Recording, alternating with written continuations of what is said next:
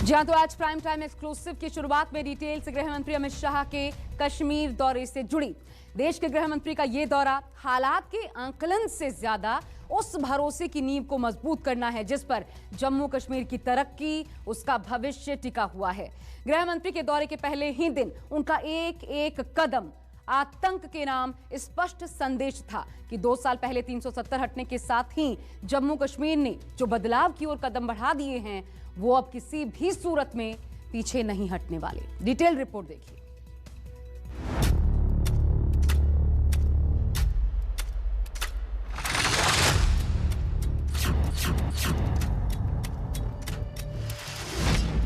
आतंक पर प्रहार की पूरी तैयारी।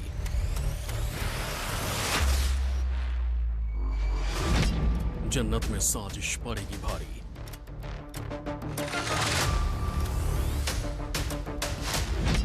हर शहादत का होगा हिसाब।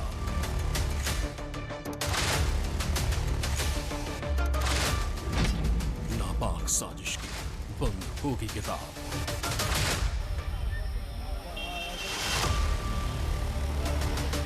जम्मू कश्मीर से अनुच्छेद 370 हटने के बाद पहली बार केंद्रीय गृह मंत्री अमित शाह श्रीनगर पहुंचे।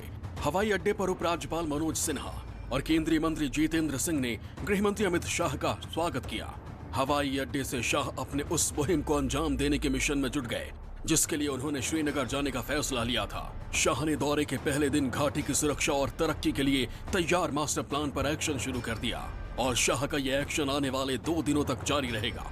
3 दिन के अपने जम्मू कश्मीर के दौरे के पहले दिन गृह मंत्री अमित शाह सबसे पहले शहीद इंस्पेक्टर के पीड़ित परिवार से मिलने नौगाम उनके घर पहुंचे। गृह मंत्री अमित शाह ने जांबाज इंस्पेक्टर परवेज अहमद डार के परिवार से मुलाकात की। परवेज अहमद डार वही शहीद इंस्पेक्टर हैं जिनकी आतंकियों ने जून में तब हत्या कर दी थी जब वो मस्जिद जा रहे थे नमाज पढ़ने। शहीद इंस्पेक्टर परवेज अहमद के घर गृह मंत्री अमित शाह के साथ जम्मू कश्मीर के राज्यपाल मनोज सिन्हा, केंद्रीय मंत्री जितेंद्र सिंह और जम्मू पुलिस के डीजीपी दिलबाग सिंह भी मौजूद थे। गृह मंत्री ने दुखी परिवार को सांत्वना और न्याय का भरोसा दिया। साथ ही शहीद परवेज अहमद की पत्नी को सरकारी नौकरी देने की घोषणा की। शहीद इंस्पेक्टर के परिवार से मुलाकात के बाद गृह मंत्री ने ट्वीट किया, जम्मू कश्मीर पुलिस के शहीद जवान परवेज अहमद डार के घर जाकर उन्हें श्रद्धांजलि दी। मुझे व पूरे देश को उनकी बहादुरी पर गर्व है। उनके परिजनों से भेंट की और उनकी पत्नी को सरकारी नौकरी दी। मोदी जी ने जो नए जम्मू कश्मीर की कल्पना की है उसको साकार करने के लिए जम्मू कश्मीर पुलिस पूरी तन्मयता से प्रयासरत है।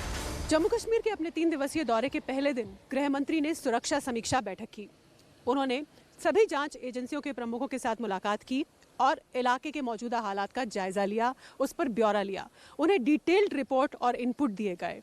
बैठक में मौजूद थे जम्मू कश्मीर के डीजीपी, जम्मू कश्मीर पुलिस के डीजीपी दिलबाग सिंह। उन्होंने पूरे हालात का जो भी जम्मू कश्मीर में इस वक्त स्थिति है उसकी एक एक रिपोर्ट, एक एक डिटेल जो है वो गृह मंत्री अमित शाह के साथ साझा की। खासतौर से गंभीर मंथन हुआ जो हाल ही के दिनों में घाटी में टेरर किलिंग्स हुई हैं, जो टेरर टारगेट किलिंग्स हुई हैं अल्पसंख्यकों पर या जवानों पर, और जो बाहर से आए लोग हैं, बाहरी लोगों पर, गैर कश्मीरियों पर, उस पर गंभीर मंथन किया गया।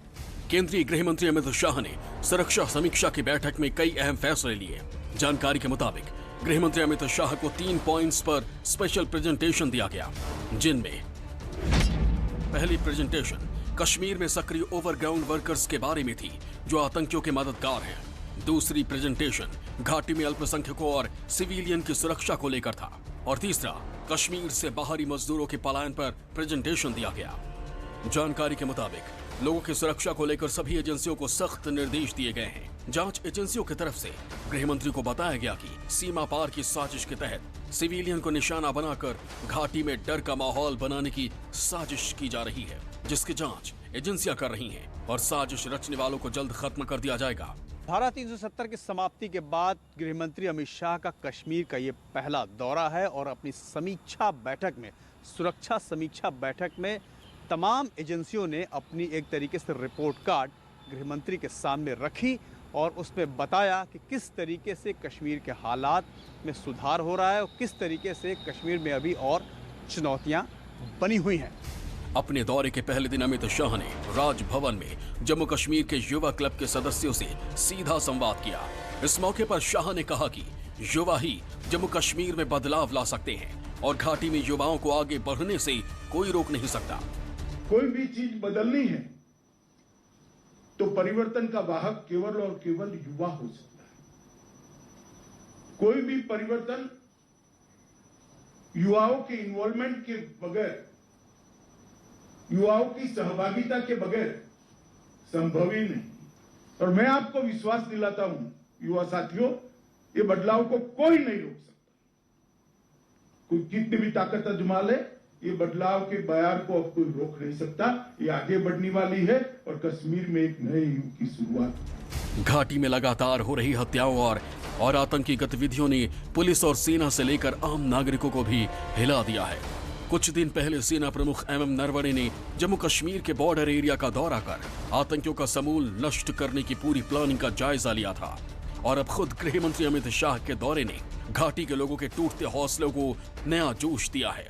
घाटी में लगातार बिगड़े हालातों के बीच अमित शाह के दौरे के कई मायने सामने आ रहे हैं। जानकारों के मुताबिक गृह मंत्री के दौरे के बाद टारगेट किलिंग के खिलाफ सख्त एक्शन प्लान बनेगा। आतंकी साजिशों के खिलाफ नई स्ट्रेटजी बन सकती है। कश्मीर में चुनाव करवाने की तैयारियां तेज हो सकती हैं। पाकिस्तान के खिलाफ बड़ी कार्रवाई का प्लान तैयार होगा। घाटी में कश्मीरी पंडितों को दोबारा बसाने की प्रक्रिया तेज होगी।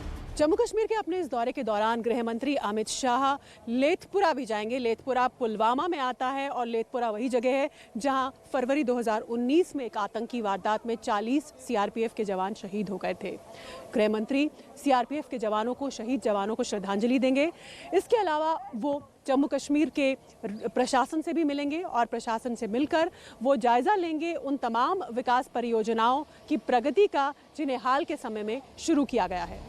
शाह की कश्मीर घाटी की पहली यात्रा से पहले पूरे कश्मीर में सुरक्षा बढ़ा दी गई है। जमीन से लेकर आसमान तक से पूरी घाटी में पैनी नजर रखी जा रही है। अमित शाह के जम्मू कश्मीर दौरे ने पाकिस्तान और पाकिस्तान के पाले आतंकियों को भी आगाह कर दिया है कि इस बार अगर एक भी गोली चली तो साजिश रचने वालों को ऊपर वाला भी नहीं बचा पाएगा। श्रीनगर से शीतल राजपूत और जम्मू से आसिफ सुहाफ के साथ ब्यूरो रिपोर्ट, न्यूज़ 24।